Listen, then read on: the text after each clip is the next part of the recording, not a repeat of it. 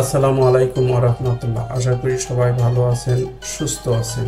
আজকের ভিডিওতে দেখবেন কিভাবে বাঘ শাবককে রক্ষা করা হলো। একদিন এক সকালবেলা সূর্য উঠেছে, পাখিটা ডাকছে। রহিম ও করিম পাতা মুড়িয়ে জঙ্গলের পাশে হেঁটে যাচ্ছে। করিম, এ রহিম, ওই দিকটা দেখেছিস?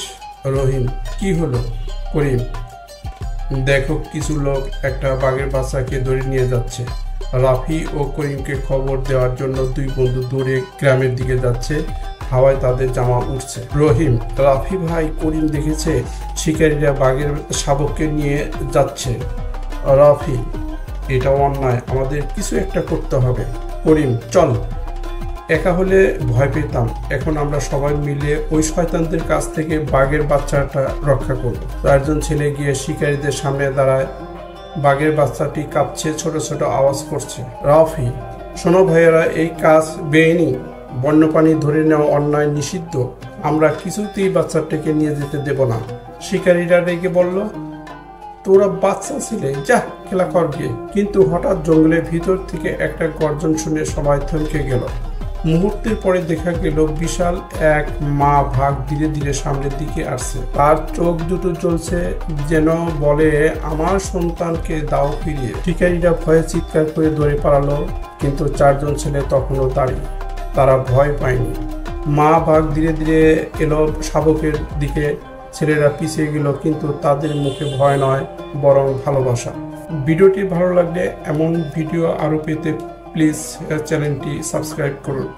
সাবস্ক্রাইব করে পাশে থাকা বেল বাটন প্রেস করে রাখুন, যাতে করে আমি ভিডিও ছাড়ার সাথে সাথে আপনার কাছে নোটিফিকেশন চলে যায়। ভিডিওতে লাইক, কমেন্ট, শেয়ার করুন। আপনার একটা লাইক আমার ভিডিওটি অনেকের কাছে পৌঁছে দিতে সাহায্য করবে।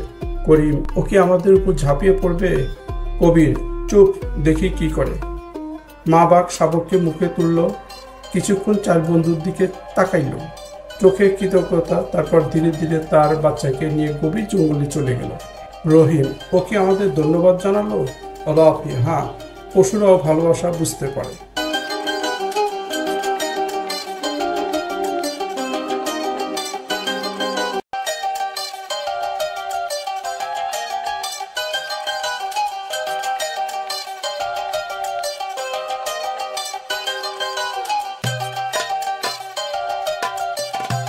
জঙ্গলে সূর্য ডুবে যাচ্ছে। ছেলেরা চুপচাপ দাঁড়িয়ে মনে মনে ভাবছে, বন্যপ্রাণীরা প্রকৃতির অঙ্গ, তারা ভয়ঙ্কর নয়, অসহায় নয়। আমরা যদি তাদের পাশে একসাথে দাঁড়াই, পৃথিবী আরো সুন্দর হবে। ভিডিওটা আজ এই পর্যন্তই। সবাই ভালো থাকুন, সুস্থ থাকুন। আল্লাহ হাফেজ।